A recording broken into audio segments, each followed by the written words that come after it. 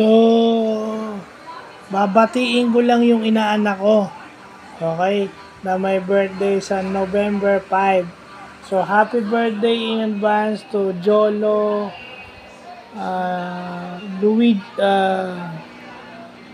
Jolo Esmero. Jolo Luigi Esmero. So, pang ilang birthday mo na? Pang 16 na birthday mo na ata. No? So assuming ko nasa grade 10 ka na. So wala akong maireregalo sa'yo kundi ipagdasal lang yung good health na sana masipag ka sa pag-aaral, no? Intindihin pa rin yung pag-aaral, anak. Walang kapalit yung pag-aaral kasi yung ibang mga bagay darating yan. Okay?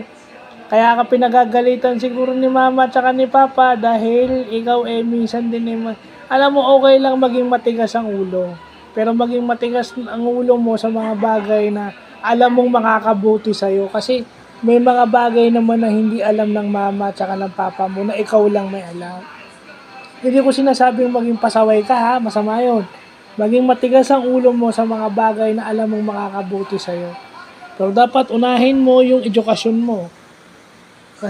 Kasi naghihirap, papakahirap magtrabaho ang mama at saka ang papa mo para lang may pampaaral sa'yo. So, yun munang isukli mo sa kanila. Then, afterwards, kung may trabaho ka na, medyo stable ka na, tsaka mo na intindihin yung mga ibang bagay. Importante ang edukasyon, anak. Dapat yan ini-enjoy kasi panghabang buhay yan.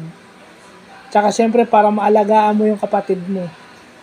Bilang kuya, dapat maging responsable ka sa sa kapatid mo kahit minsan alam naman nating mas matapang pa o mas pasaway pa yung kapatid mo. Ibig sabihin kuya ka na Yeah, so happy birthday in advance and God bless.